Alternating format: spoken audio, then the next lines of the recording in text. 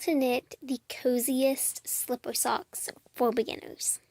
Alrighty, we are going to go ahead and get started with the cuff of our slipper sock. These are worked from the cuff to the toe, so we will start way down here with our cast on, do a short little ribbing section, and then jump into stockinette all the way until it is time to knit our toe. Now this pattern is linked in the description box below. I highly recommend pulling it up maybe in another tab on your computer or printing it out if that's the way that you prefer, so that you can kind of have it to follow along with this video. It is written in 3 sizes, and I'm going to be making the size small in today's tutorial, but I will put the numbers up on the screen here that are for the different sizes so that you can follow along a little bit easier depending on what size you are making. Lots of the instructions are the same for all of the sizes. Really, the biggest difference is just the stitch count. So we're going to go ahead and get started. I am using some heavy worsted weight yarn today, and I have linked all of the materials that you're going to be needing down in the description box. So definitely check that out if you would like to use the same materials as me. I'm also going to be using the magic loop technique for today's video. You can use whatever technique you prefer, 9-inch circulars, DPNs, anything in between. Just note that once we get down to the toe, you will need to either go down to magic loop or DPNs if you are choosing to use something like 9-inch circulars, because we're going to be decreasing. Okay, so without further ado, let's go ahead and cast on. So I'm going to leave a long tail suitable for my long tail cast on and make a slip knot. Apologies if you hear the opposite needle banging around. I'm going to try to make that as quiet as possible. Alrighty, so for my size, I'm going to cast on 32 stitches. So like I said, I'm just going to be using the long tail cast on. I have the slip knot on my size 8 needles, and then I'm going to insert my hand and work the long tail cast on. I am going to cast on 32 stitches.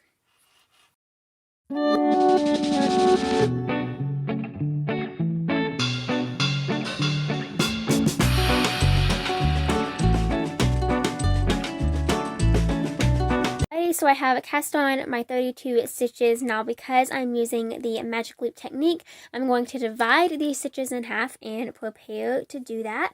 So I'm just going to count until I have half the amount of stitches, which for me is 16. So there's 2, 4, 6, 8, 10, 12, 14, and 16. I'm going to place my finger right there in the center, slide it down to about the center of my cable, and then simply divide these stitches in half and pull the needles so that both sides of the stitches are on the 2 needles, just like this. So I'm going to get situated here. Be sure that none of your stitches are twisted. We are going to be working in a round for these socks, so it's important to keep all of those stitches nice and straight. Alrighty, now I'm going to prepare to work round 1. So for rounds 1 through 5, we're going to do the same exact thing. We're just going to knit 1, purl 1, all the way around.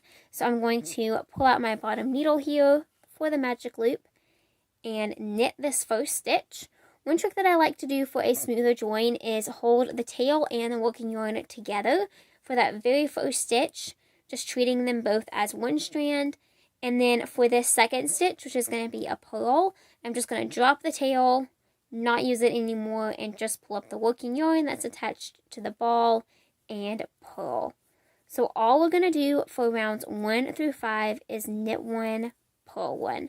Now, if you are using a technique that isn't the magic loop, I suggest you use a stitch marker to mark the beginning of your round. If you're doing magic loop, you can easily tell the beginning of the round by that tail. But you could also place like a walking stitch marker on the first half of your socks to note the first needle, the first half of your stitches. Alrighty, so I am just going to knit 1, purl 1, all the way to the very end of this first needle. And then I will show you how to switch to work the opposite side if you're using magic loop. Alrighty, I have worked the first half of my stitches.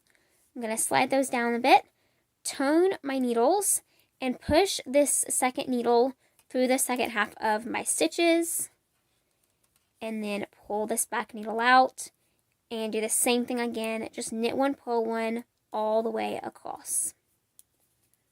So all I'm going to do is repeat this step until I have a total of 5 rounds, and that will complete my cuff. If you'd like a longer cuff or a shorter cuff, you can work however many rounds of ribbing that you'd like, but I personally prefer the way that 5 rounds looks. So I'm going to go work my 4 additional rounds, and then I will be back to show you the next step. Alrighty, so I just finished the 5 rounds for the cuff of my sock. So if I pull this one out to the camera again, we have our 5 rounds completed. Again, you can make that cuff as long or as short as you would like. And now we are ready to just jump into all of this stockinette that we will continue until we get to our toe. So literally all we're going to do is knit every single stitch around. So I'm going to work the first round with you. Again, I am just going to pull my back needle out to the front and begin knitting, and we're just going to knit every single stitch. So when you're working in the round, stockinette is really simple because instead of knitting around and pulling or knitting a row and pulling a row, as we would do if we were working flat, you literally just have to knit all of the stitches. It is my absolute favorite thing about knitting in the round. The knit stitch is my absolute favorite, and so I love that I can achieve this technique without any pulling. It's amazing. So I have knit the first half of my stitches. Now I'm going to knit the second half. I am simply going to repeat this step, knitting every single stitch, every single round, until my sock is 2 inches shorter than I'd like it to be. So the best way to do this is simply to try it on. Depending on the technique that you are using, this could be easy or it could be a little bit more difficult. I recommend the magic loop technique because it makes this step really simple. But literally, all you're going to do is knit every stitch, and then once you get to where you think it might be long enough, so for this sock I did 50 rounds, just try it on, place it 2 inches above the tips of your toes, and then if you like that length, if you like where it's hitting on your ankle as well, then you're ready to jump into the toe. So I am going to work all of these rounds of stockinette until my sock is 2 inches shorter than I'd like it to be, and that's the same for every size regardless of which one that you have chosen to make. Again, for me that is about 50 rounds. I'm gonna go do that, and then I will meet you back here and we will work the entire toe together. Okay, so I have finished the entire stockinette portion of this sock, and I just wanted to provide a couple of other little pointers if you are making this sock for somebody who isn't yourself. So I mentioned at the beginning of the tutorial how this pattern is written for 3 sizes, and you can notice that by the instructions in the written pattern. Again, that is linked in the description box below. Now, each of those sizes will fit multiple people. The pattern is designed with about 1 inch of positive ease, and all of that info is listed in the pattern, and you can be able to easily tell which size is going to fit you or the recipient of these socks the best. Now, the thing that is extremely customizable, and really the only way to make it work is to measure yourself, is the length of the sock. So for this sock, this one is completely done. I have tried it on my foot. I know that it fits perfectly, and so now I am just making the second one to duplicate it. So what I did, and what I mean when I say knit until it's 2 inches until your desired length, I know my foot is 8 inches long. So I have taken that 2 inches for the toe, which is about this length right here, and then I have subtracted that from 8 to get me to 6. So here's 2 inches. The next 6 inches of my sock, which you can see on this ruler here, obviously. This is not a super professional ruler, but it gets the job done, right? So if I measure up at the top, okay, here are my first 2 inches. So this whole portion is going to be the toe of my sock. Now the next 6 inches is going to be the rest of the length, because 6 plus 2 is 8. So I know if I knit those 6 inches and then finish off with the toe, the sock is going to fit me perfectly. And at this 8-inch mark is where the tip of my heel is going to be, so the very, very back of my foot. And then the rest of this fabric is going to be for my ankle. So if you picture this being my foot, here's the back of my heel, and here is the rest of the leg. So for me, these are like ankle slippers, which is exactly what I wanted. You might want your leg to be longer, so you could just knit the cuff, then knit however long you want your leg to be, place a marker, and then knit until it's 2 inches past or before your desired length, and then you'll knit the toe. So I hope that makes sense. Again, it is listed in the pattern, and of course I'm here to answer any and all questions you may have. Okay, with all of that out of the way, let's go ahead and knit the toe of our sock. So it's really simple. This sock is it consists of a rounded toe. So if you have ever done decreases like knit two together, or even the crown or the top of a hat, you can very easily do this toe. Now, one thing that I do want to mention, if you have not already switched to either magic loop or DPNs, I recommend that you go ahead and do that. It's just going to make the entire process a lot easier, because our stitches are going to, the amount of stitches is going to be getting smaller and smaller around our sock. So the first step to knitting this toe is to knit 3 rounds of stockinette. There's going to be 3 rounds between each decrease round, just to space it out a little bit more. So we're going to start off by knitting these first 3 rounds, just like we were doing for the majority of that sock, and that is knitting every single stitch of every round for 3 total rounds. So I'm going to go do that, and then we'll work our first decrease round. Okay, so there are our finished 3 rounds of stockinette. Now we're ready to jump into our first decrease round. We are just going to knit 2 together all the way around. So I'm going to knit these first 2 stitches, and then knit the next 2 stitches together for our first decrease. Knit the next 2 stitches, and then knit the next 2 stitches together. And like I said, we're just going to repeat that all the way around our sock. Knit 2 together. Knit 2 together. And I have finished the first half of my stitches. I'm going to switch the needles around here and repeat that same thing on the opposite side. So starting off with knit 2 together, knit 2 together, and again, and then one more time here at the end, knit 2 together. And that's all there is to it. So that's our first decrease round. And now, since that's our first decrease round, we have finished it. So now we are ready to jump into our 3 rounds of stockinette, just like before. So we're going to just knit all the way around, just 1 in each stitch, for 3 rounds. Okay, there's our 3 rounds of just stockinette, and now we're ready to jump into our second decrease round. We're going to simply knit 1, knit 2 together all the way around. So knit the first stitch, and then knit the next 2 stitches together. Knit the next stitch, knit the next 2 stitches together. And just like we did before, we're just going to repeat that all the way around. Knit 1, knit 2 together, and then I'm going to switch it around to work the opposite side of my sock. Push those stitches on, knit 1, knit 2 together, knit 1, knit 2 together, and then work that a couple more times. And last one, knit 1, knit 2 together. And now we have our second decrease round complete. We're going to jump into stockinette again. We're going to work 3 rounds once more. 3 rounds of just stockinette, just knitting every stitch around.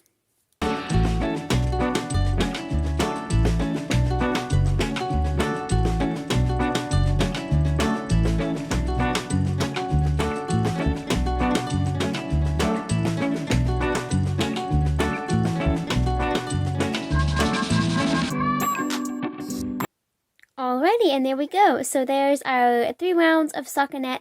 We are ready for our last decrease round. We are just going to knit 2 together all the way around. So no stitches in between those decreases for this round. We're going to insert our needle into these first 2 stitches and knit them together. And then we're going to do that all the way around. So insert your needle into the next 2 stitches, knit them together, continue repeating all the way around It's natural for this to be a little bit tight, so just relax and decrease all the way around. Goodness, the metal needle on the table is just so loud. I apologize for that. And then knit this half of the stitches together as well. So knit two together for these two. And then the next two. And two more. Knit two together. And knit two together. Just like that. Now for our final round, we are simply going to knit all the way around. So this is just kind of finishing off that decrease round. It's going to make, when we close up the toe, a little bit neater. And so we're just going to knit all of these stitches once more. So just knit all the way around, just one last knit round to finish off this toe. I'm going to try to not make my needle fall on the table. And then knit these last stitches. Your end stitch count will vary just a little bit depending on what size that you're doing. I have 8 stitches around, but again, it's 100% correct if you have just a couple more, again, depending on the size. Okay, so I have now finished the toe of my sock, and I am ready to close up this hole. Okay, I went ahead and grabbed my scissors and yarn needle, and I'm going to finish off the sock by cutting the yarn. I'm going to leave about a 6 to 8 inch tail, just so I have enough to close up this hole and weave it in later. I'm going to thread my yarn needle, and then I'm going to close this up just like I would the top of a hat. So I'm going to slide the stitches close to the tips of the needles, and then with the yarn coming from the back, I'm just going to push the needle through each stitch all together like that, and then pull it through to secure those stitches onto that yarn. And then I'm going to do the same thing over on this side. I'm going to slide all of my stitches down. It's going to be loud for a second because I can't make this not be loud. It's difficult when you're doing a magic loop for sure, and that is totally okay. Alrighty, and now I am just going to thread my tapestry needle through each of these last stitches on the second needle, just like I did before. And then I can set this needle aside and weave in this end. So all I'm going to do, just to make this a little bit more secure, I'm going to put my hand into the sock, pull this nice and tight, and then go through all of these stitches again with the yarn needle. So I'm just going to go through each of those loops that we just ran the needle through once. I'm going to do that again, pulling tight after each time. So I did the first half. Now I'm just going to kind of twist my wrist in such a way to do the second half. Just like that. And then I'm going to do the first couple once more. And then to weave it in, I'm just going to insert my needle directly into the center of that hole. Pull it all the way through. And then give it a good tug. And now we can flip our sock inside out and weave in this end. Now, my favorite way to weave in ends is on the purl side. So I am just going to thread my needle through a few of the purl stitches here, just a few of the bumps on the wrong side of the fabric, and then I'm going to go back up in that same manner, and that'll do it. And then I'll trim that end and weave in this end as well. So this is where we started our sock over at the cuff here, so I'm going to thread that. And then I'm going to go down these knit stitches. So I'm just going to weave in and out for however many rows of ribbing that I did. For me, that was about 5. And then I'm going to do the same thing I did at the toe. Go down a few of the purl stitches, which are just the backs of the knit stitches, of course. And then go back up again. And I'm kind of splitting the yarn a little bit. Really, you just want to do it however secure you think is suitable. You just don't want those ends to come out once our sock is complete. And I'm going to trim that turn it back inside out, which, I mean, there is nobody stopping you from wearing it on this side. You could totally wear it like that. It'd be super cute as well. But personally, I prefer the knit side. And there we go. And we have our second one over here. And here are our finished slipper socks. Hope you found this tutorial helpful and enjoyable to follow along with, and I also hope that you love your finished object. Be sure that I have included all of the links to the materials that I used, the materials that you'll need, and all of the links to the pattern in the description box below, as well as links to my other social media platforms and pattern shops. So just be sure to check all of that out if you are so desired to do so. Be sure to subscribe to my channel so that you don't miss out on any future tutorials, and then click that notification bell right beside it so that you get a little alert every time I post a new video. Thank you so much for watching, and until next time, happy making. Bye!